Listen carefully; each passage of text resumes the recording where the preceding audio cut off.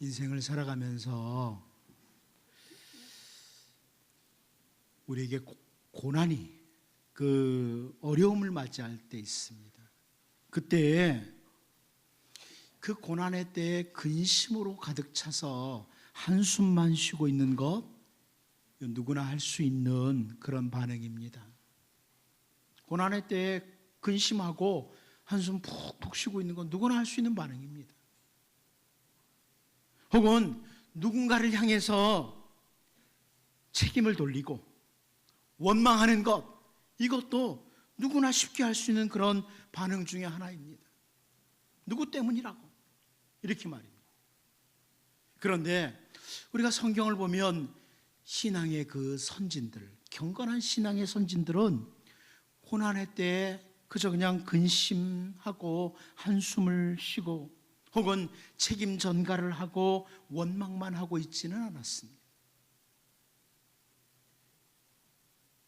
예레미야 3장 19절에서 22절 말씀을 보면 선지자 예레미야가 이렇게 표현합니다. 내 고초와 재난, 곤쑥과 담즙을 기억하소서. 내 마음이 그것을 기억하고 내가 낙심이 되오나 이것을 내가 내 마음에 담아두었더니 그것이 오히려 나의 소망이 되었사옴은 여호와의 인자와 긍휼이 무궁하심으로 우리가 진멸되지 아니함이니이다. 이런 고백을 합니다. 고초와 재난, 쑥과 담즙, 참 쓰다는 거야. 인생이 너무너무 쓴 때를 맞이했다. 그때 인간은 누구나 낙심이 찾아오죠. 그리고 근심과 함께 한숨 많아지고 누군가를 향해 소리라도 지르고 싶은 그런 생각이 들게 돼 있습니다. 그런데 이 예레미야가 이 고초와 재난의 때에 그냥 우선 당장 찾아오는 게 낙심일 수 있지만 생각을 올바로 하면 내가 내 마음에 담아두었다. 다른 표현으로 하나님을 중심으로 잘 생각을 하면 오히려 소망을 가질 수 있다. 이게 예레미야 선지자의 고백입니다. 생각을 하나님 중심으로 마음에 하나님 모신 그 마음에 생각을 잘 하면 긍휼이 풍성하신 하나님께 기도할 수 있다. 이런 의미가 담긴 겁니다. 우리가 잘 아는 그 다윗이 큰 환난을 맞이했을 때입니다. 고난의 때에 그가 고백하고 선포했던 말씀이 있어요. 시편 27편 13절 14절인데요. 내가 산자들의 땅에서 여호와의 선하심을 보게 될 줄 확실히 믿었도다. 너는 여호와를 기다릴지어다. 강하고 담대함이 여호와를 기다릴지어다. 산자들의 땅에서 여호와의 선하심을 내가 보게 될 줄 확신 가지고 있었다. 제가 이 다윗의 고백을 쉬운 성경으로 보니까 이렇게 번역을 해주었습니다. 내가 참으로 굳게 믿는 것은 살아생전에 여호와의 선하심을 맛보리라는 것입니다. 여호와를 기다리십시오. 마음을 강하게 하고 용기를 갖고 여호와를 기다리십시오. 이런 모습이 바로 고초와 재난의 때에 경건한 신앙의 선진들이 가졌던 모습이에요. 우리는 그 아람의 왕이 군대를 소집하고 북이스라엘을 공격을 하고 사마리아 성을 에워싸므로 모든 물질이 공급되는 것이 중단됐을 때 깊은 고초와 재난이 임한 그 여호람 왕, 또 사마리아 성 내 사람들, 이 사람들이 취하는 모습, 이 모습을 계속 이 열왕기하 6장에서 보고 있습니다. 그런데 오늘은 그 사마리아 성내의 그 큰 굶주림의 고통이 찾아왔을 때의 모습, 이때 마지막 부분을 우리가 좀 살펴보면서 고초와 재난의 때, 우리에게 찾아온 고난의 때에 그때 우리는 어떻게 반응을 해야 될 것인가, 이 부분을 보자는 겁니다. 경건한 신앙의 선진들과 달리 이 북이스라엘 백성들이나 혹은 여호람 왕은요, 정말 옳지 않은 그런 행동을 해요. 그리스도인답지 못한, 하나님의 백성답지 못한. 그래서 이 부분을 보면서 여러분, 우리네 인생을 사는 동안에 하나님께서 늘 평안을 주시면 참 좋겠지만 때로는 원치 않는 고난이 찾아올 때가 있죠. 그때에도, 그 고초와 재난의 때에도 하나님의 백성으로 승리할 수 있는 이런 우리가 될 수 있도록 오늘 말씀을 통해 다짐도 하고 기도도 하고 힘있게 달려나가서 승리하는 우리 모두가 될 수 있기를 원합니다. 첫 번째로 저는 오늘 본문에서 그의 어머니 이세벨처럼이라는 것을 보고 싶습니다. 고초와 재난을 맞이했을 때 이 여호람 왕이 그의 어머니 이세벨처럼 했던 게 있다. 우리 본문 31절 같이 한번 읽어봅니다. 보겠습니다. 시작. 왕이 이르되 사밧의 아들 엘리사의 머리가 오늘 그 몸에 붙어 있으면 하나님이 내게 벌 위에 벌을 내리실지로다 하니라. 지금 북이스라엘 왕 여호람이요, 당면한 현실을 바라보면서 내뱉은 말이에요.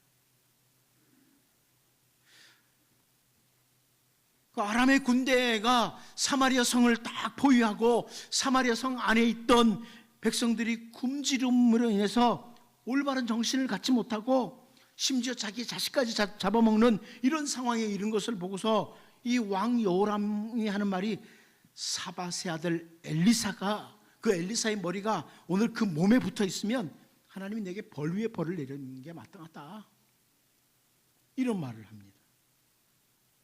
이 여호람 왕이 판단하기에는 우리가 앞부분에 살펴봤죠. 지난번에 그 아람 왕이 용사들을 탁 불러 모아가지고 한마디로 말하면 특공대를 조직한 거죠. 그리고 엘리사를 잡으려고 도단에 보냈어요. 도단성을 딱 에워싸고 있었는데 잘 아는 것처럼 그들의 눈이 어두워지고 이 아람의 용사들이 사마리아 성까지 와서 이제 이스라엘 백성들이 아람의 용사들을 다 죽일 수 있는 기회가 됐어요. 그때 여호람 왕이 그랬거든요. 선지자님, 이 아람의 용사들 다 죽여버릴까요? 그런데 선지자가 그러지 말라는 거예요. 잘 대접해서 보내라. 이 여호람 왕이 생각하기를 그때 이 아람의 용사들을 다 죽여버렸다면 아람 왕이 두려워서 이렇게 우리를 공격하지 않았을 것 같은데, 이런 판단을 하고 이 모든 책임은 다 선지자 엘리사에게 있다, 이 모든 책임은 선지자 엘리사에게 있다, 이렇게 생각을 한 겁니다. 그래서 지금 이 성내에 있는 모든 백성들이 이게 굶주리고 힘들어하는 것 선지자 엘리사 때문이기에 내가 엘리사 오늘 반드시 죽이고 만다, 이런 말입니다. 그런데 여러분, 과거에 여호람의 어머니 아합의 아내죠, 이세벨이 자기에게 당면한 상황을 보면서 그때는 선지자 엘리사가 아니죠, 선지자 엘리야를 죽여버리겠다고 비슷한 말을 했던 걸 알아요. 갈멜산에서 영적인 대접전이 있었습니다. 그런데 그 대접전 후에 엘리야가 승리를 하고 바알과 아세라 선지자들이 다 죽이는 이런 일이 있었는데, 아합 왕을 통해서 이세벨에게 그 말이 전달된 거예요. 이세벨이 그 말을 듣고 열왕기상 19장 2절을 보면요, 이세벨이 사신을 엘리야에게 보내어 이르되 내가 내일 이맘때는 반드시 내 생명을 저 사람들 중 한 사람의 생명과 같게 하리라. 그렇게 하지 아니하면 신들이 내게 벌 위에 벌을 내림이 마땅하니라 한지라. 보십시오, 비슷하잖아요. 그 어머니 이세벨이 했던 말, 엘리야 선지자 때요, 선지자 엘리사 때 여호람이 하는 말이 비슷한 거예요. 한마디로 말하면 자기의 잘못을 돌아볼 너무나 귀중한 시간이죠. 인생을 살다가 고초와 재난이 임할 때는 자기를 돌아보아야 되잖아요. 그 자기를 돌아볼 너무나 귀중한 시간에, 너무나 소중한 그 시간에 누군가에게 책임을 돌리려고 하는 그 어머니와 그 아들의 모습이, 여러분, 인생을 살다가 고초와 재난이 찾아왔을 때요, 우리 가정이나 교회나 조국에나 어떤 고난이 찾아왔을 때에 그때 이세벨이나 여호람처럼 그 책임을 다른 사람에게 전가하고 공격하는 것은 누구나 쉽게 할 수 있는 어리석은 일이에요. 지금 우리 가정이 이 모양이 된 거는 누구 때문이라고? 당신 때문이라고. 교회가 이렇게 된 거는 누구 때문이라고? 우리 조국이 이런 형편에 놓인 것은 누구 때문이라고. 이렇게 책임을 전가하는 것은요, 공격하는 거요, 누구나 할 수 있는 어리석은 일이에요. 그런데 여러분, 애굽에서 나온 그 이스라엘 백성들과 동일하게 모세가 광야에 긴 시간을 보냈죠. 그 모세가 이스라엘 백성들에게 했던 말이 있어요. 신명기 8장 3절입니다. 앞에 있는데 같이 한번 읽어보죠. 읽어보겠습니다. 시작. 너를 낮추시며 너를 줄이게 하시며 또 너도 알지 못하며 네 조상들도 알지 못하던 만나를 네게 먹이신 것은 사람이 떡으로만 사는 것이 아니요 여호와의 입에서 나오는 모든 말씀으로 사는 줄을 네가 알게 하려 하심이니라. 여러분, 모세도 광야 고난의 때를 지냈습니다. 이스라엘 백성들만 광야 고난의 때를 지낸 게 아니고요, 모세도 같이 지냈고요. 이스라엘 백성들은 매일 만나만 먹는데 모세는 특별히 고기에다가 특별한 거 먹고 살았던 게 아니고 모세도 만나를 먹고 지내야 됐습니다. 그런데 모세가 그 광야 고난의 길을 통과한 후에 이제 신명기는 광야 끝자락이에요. 그 끝자락에 모세가 이런 표현을 하는 거예요. 야, 우리가 정말 그 광야 기간 지나는 동안에 약 40년 동안 정말 힘들었다. 고난의 시간을 보냈다. 너희들이 매일 만나 먹는 거 지겹다고까지 할 정도로 만나만 먹고 살았다. 그런데 하나님께서는 그 고난, 그 힘든 시간을 통해서 우리에게 귀중한 것 하나 가르쳐 주었다. 그 어떤 것보다도 하나님의 백성에게 중요한 게 뭐냐? 하나님의 말씀이다. 신명기 8장 3절에서 그거 말하는 거예요. 고난의 때에 그거 확인했다는 거예요. 모세는 나는 너희들과 똑같이 고난의 길을 걸어오면서 광야의 고난보다도 만나보다도 내 그런 모든 것들을 통해서 내가 정말 깨달은 것은 하나님의 백성에게는 말씀이 필요하다. 이걸 깨달았다는 거예요. 여호람은요, 그에게 찾아온 고초와 재난의 때에 하나님의 말씀을 좀 기억하고 자기를 돌아보고 자기 백성들의 삶을 돌아봐야 됐어요. 말씀을 통해서 자기를 돌아봐야 됐죠.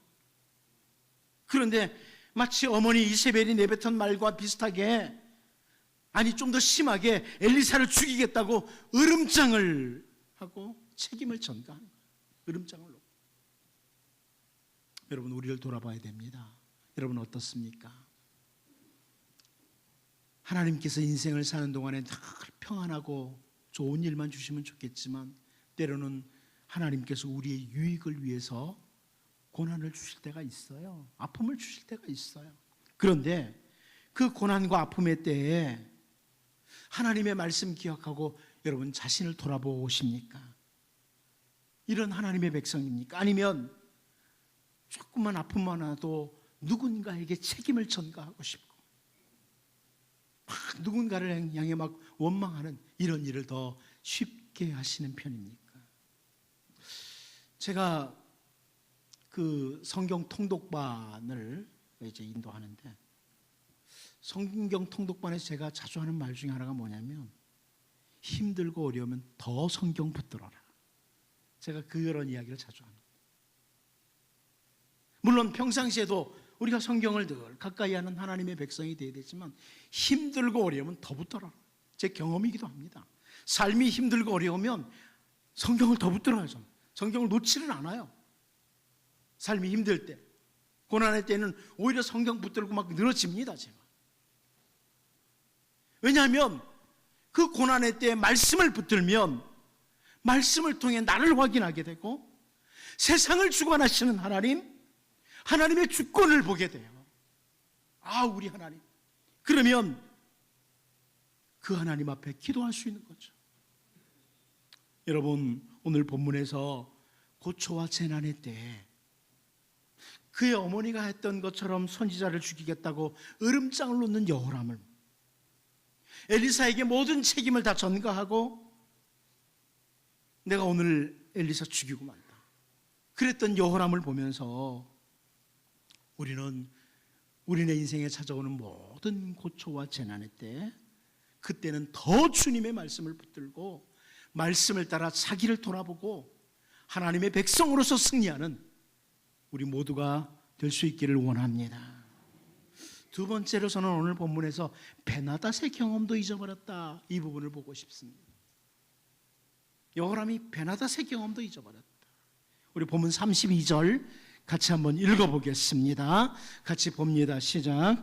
그때 엘리사가 그의 집에 앉아 있고 장로들이 그와 함께 앉아 있는데 왕이 자기 처소에서 사람을 보냈더니 그 사자가 이르기 전에 엘리사가 장로들에게 이르되 너희는 이 살인한 자의 아들이 내 머리를 베려고 사람을 보내는 것을 보느냐?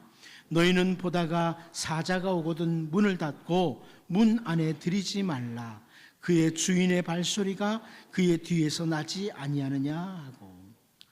북이스라엘 왕이었던 여호람이요, 너무 형편이 힘드니까, 너무 고난이 심하니까 화가 나가지고 단순히 화가 나서 이 선지자 엘리사 죽여버리고 말아야지 말만 내뱉는 게 아니에요. 단순히 말만 내뱉는 게 아닙니다. 행동으로 옮기고 있습니다. 행동으로 옮기고 있어요. 엘리사가 장로들에게 하는 말이 이 살인한 자의 아들이 내 머리를 베려고 사람을 보내는 것을 보느냐? 실제로 사람을 보낸 거죠. 근데 여러분, 우리가 이제 열왕기 상하를 쭉 살펴보지만 앞부분에서 어떤 내용을 봤냐면, 그 아람의 왕 베나닷이요, 자기 신복들과 의논을 합니다. 자기 신복들과 의논을 하고 진칠 곳을 찾았죠. 우리가 북이스라엘을 공격하기 위해서 어디에다 진을 칠까? 어떻게 하면 왕을 죽일 수 있을까? 북이스라엘 왕을 죽일 수 있을까? 이렇게 진칠 곳을 찾았는데 열왕기하 6장 9절 10절을 우리가 봤습니다만 이렇게 말씀합니다. 하나님의 사람이 이스라엘 왕에게 보내 이르되 왕은 삼가 아무 곳으로 지나가지 마소서. 아람 사람이 그곳으로 나오나이다 하는지라. 이스라엘 왕이 하나님의 사람이 자기에게 말하여 경계한 곳으로 사람을 보내 방비하기가 한두 번이 아닌지라 그럽니다. 우리가 앞부분에서 봤던 내용이에요. 이 아람 왕이 딱 이쪽에다 진을 치고 이제 이스라엘 공격하자. 그러면 선지자가 그걸 알고 알려주는 거예요. 그쪽 조심하세요. 그래서 잘 방비했다는 거예요. 한두 번이 아니라는 거죠.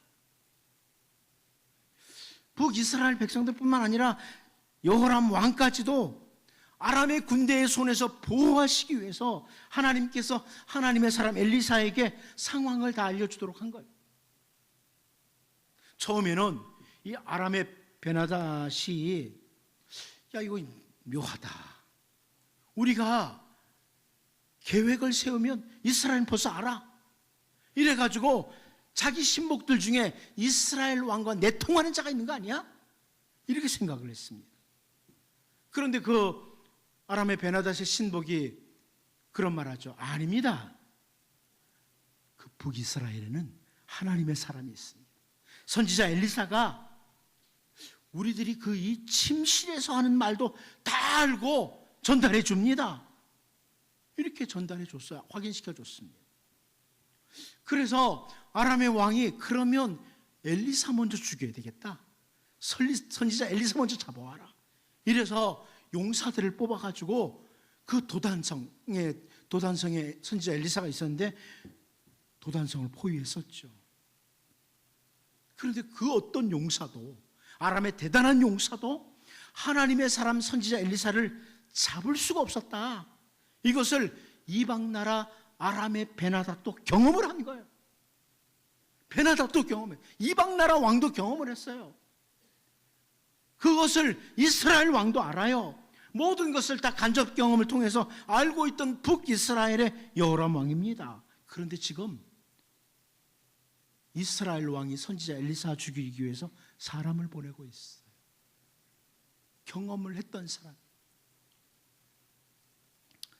여러분, 시편 106편 4절 5절을 보면요, 이런 기도의 내용이 나옵니다. 여호와여, 주의 백성에게 베푸시는 은혜로 나를 기억하시며 주의 구원으로 나를 돌보사 내가 주의 택하신 자가 형통함을 보고 주의 나라의 기쁨을 나누어 가지게 하사 주의 유산을 자랑하게 하소서. 이 시편 기자가 고통의 때예요. 고난의 때에 기도하고 있습니다.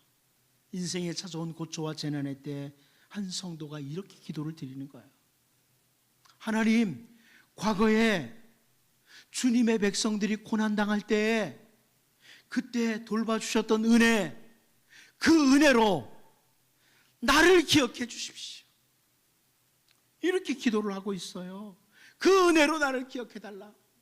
오늘 우리의 입장에서 이렇게 말씀드릴까요? 여러분, 다윗이 얼마나 고난당했는지 아시죠? 다윗은 많은 고난을 당했어요. 그런데 그 고난 중에 거의 죽음과 자기 사이 거리가 한 걸음뿐이라고 말할 정도로 고통스러웠어요. 그때에 하나님께서 다윗에게 은혜를 베푸셨어요. 우리는 그 은혜 압니다. 다윗을 세우셨던 은혜를 압니다. 우리가 기도할 때 그거예요. 그렇죠? 하나님, 주의 백성들에게 베푸시는 은혜로, 다시 말하면 다윗에게 베푸셨던 은혜로 나를 기억해 주십시오. 오늘 우리가 그렇게 기도하는 거죠. 고초와 재난의 때, 그때는요, 하나님의 백성들이 기도해야 할 때입니다.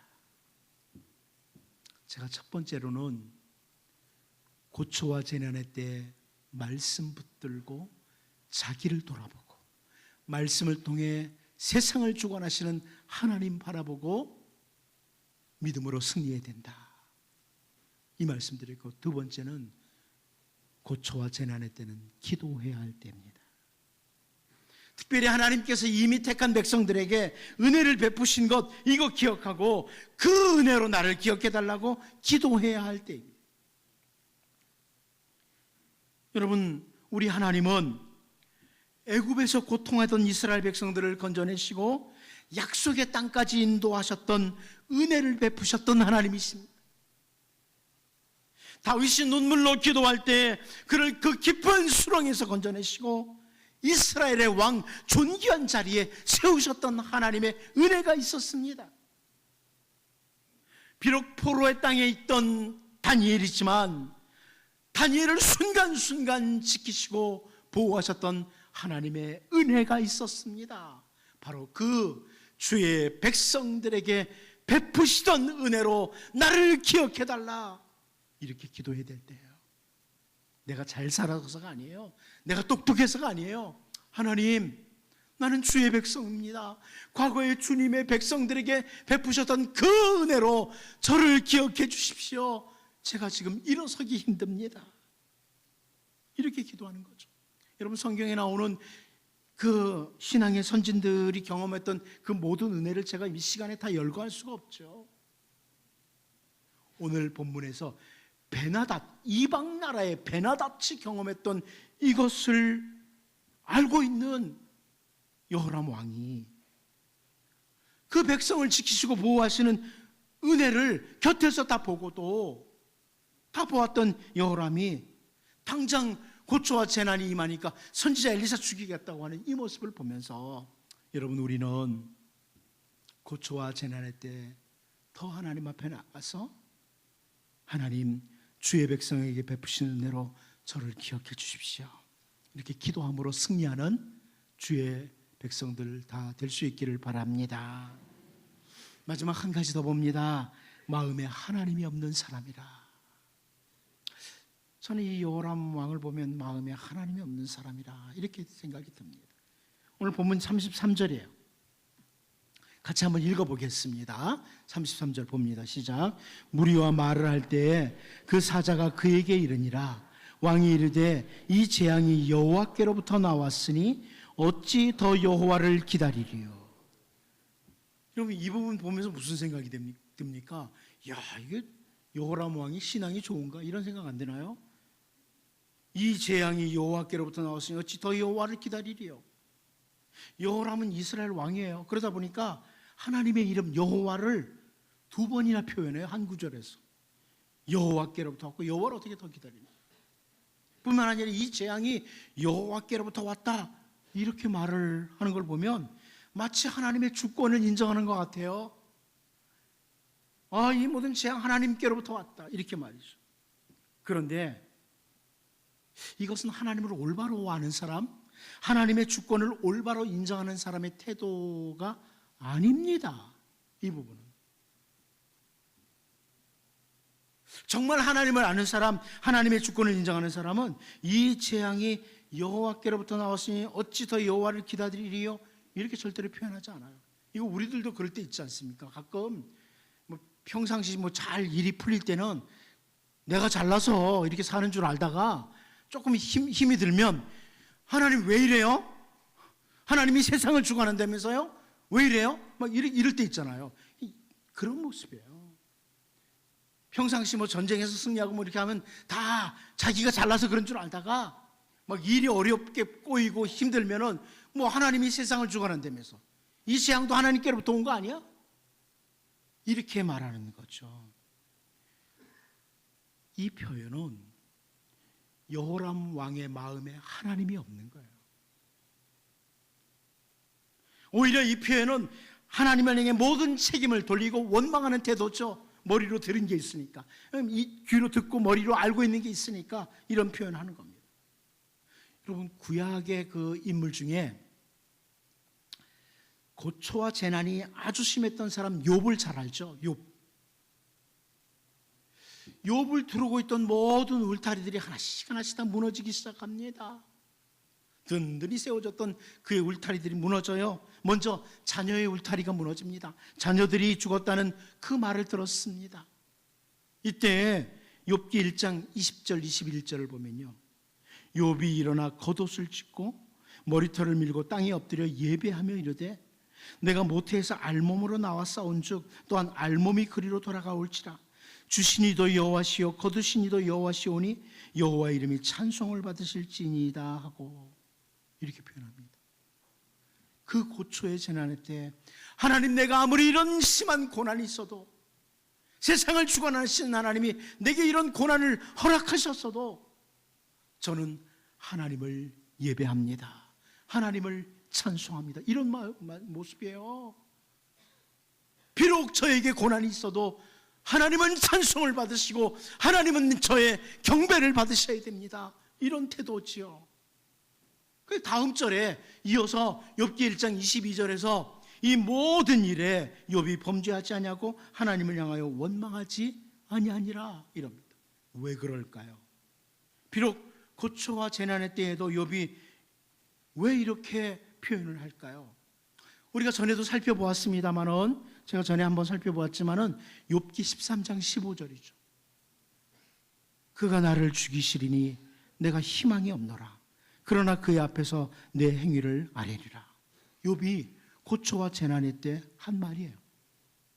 하나님을 올바로 아는 모습인데요, 제가 볼 땐 이 번역은 그 바른 성경으로 보면 번역이 잘 됐다고. 바른 성경이 이렇게 번역했습니다. 주께서 나를 죽이실지라도 나는 그분을 소망하니 그분 앞에 내 행위를 변호할 것이다. 주님이 나를 죽이실지라도 나는 주님을 소망한다. 이런 태도죠, 욥이. 그러니까 찬양할 수 있고 경배할 수 있다는 거예요. 비록 고초와 재난의 때에도. 우리 개역개정 성경의 난회주를 보면요, 그렇게 아시죠? 그 부분을 이제 13장, 욥기 13장 15절 옆에 딱 그렇게 써 있는 게 있어요. 그리고 밑에 난회주를 가면 또는 그가 나를 죽이실지라도 나는 그를 의뢰하리니 이렇게 기록되어 있습니다. 이렇게 번역할 수 있다는 거죠. 이렇게 번역하는 게 좋다는 겁니다. 제가 볼 때 하나님을 알고 올바로 알고 하나님의 주권을 올바로 인정하는 욥의 반응이에요. 하나님이 나를 죽이신다고 할지라도 나는 여전히 하나님께 소망을 둔다. 여호람 왕은요, 이 재난이, 이 고난이 다 하나님께로 왔는데 내가 뭐 하나님께 소망을 둬? 하나님 모르는 사람, 하나님의 주권을 인정하는 사람이 아니에요. 마음에 하나님이 없는 사람의 모습이에요. 그러나 정말 하나님을 올바로 아는 사람은, 마음에 하나님 모시고 살아가는 사람은 주께서 나를 죽일지라도 나는 주님께 소망 둔다, 이겁니다. 정말 올바른 백성이라면 고난의 때, 고초와 재난의 때 이 세 가지를 가집니다. 제가 첫 번째 말씀드린 말씀 붙잡고 말씀을 통해 나를 보고 하나님을 보고, 두 번째는 주의 백성들에게 베푸시던 그 은혜로 나를 기억해 달라고 기도의 자리로 나가고, 세 번째는 어떤 상황에서도 하나님 기대하고 소망합니다. 소망을, 말씀과 기도와 소망입니다. 하나님을 향한. 이제 여러분에게 찾아오는 어떤 상황에서도 말씀과 기도와 하나님을 향한 소망을 가지고 주님이 주시는 승리가 임하기를 바랍니다. 기도하겠습니다. 하나님 아버지, 하나님은 우리에게 늘 평강 주시기를 원하는데 우리의 연약함으로 인해서, 우리의 부족함으로 인해서 때로는 찾아오는 고초와 재난의 때, 하나님 혹은 하나님 나라를 위해서 우리에게 고초와 재난을 주실 때, 그때 하나님 여호람처럼 반응하는 자들이 아니라 언제나 하나님의 말씀 붙들고 말씀 따라 나를 돌아보고 하나님을 바라보며 말씀의 사람으로 서게 하시고, 기도의 자리에 나가서 주의 백성에게 베푸시는 은혜로 나를 기억해 주시라고 기도하는 주의 백성 되게 하시고, 어떤 상황에서도 욥이 했던 것처럼 그가 나를 죽이실지라도 나는 하나님께 소망을 두겠다는 이 자세로 고초와 재난을 넉넉히 이기고 주님이 주시는 믿음의 사람으로 승리하는 주의 백성들 되게 하여 주옵소서. 예수님의 이름으로 기도하옵나이다. 아멘.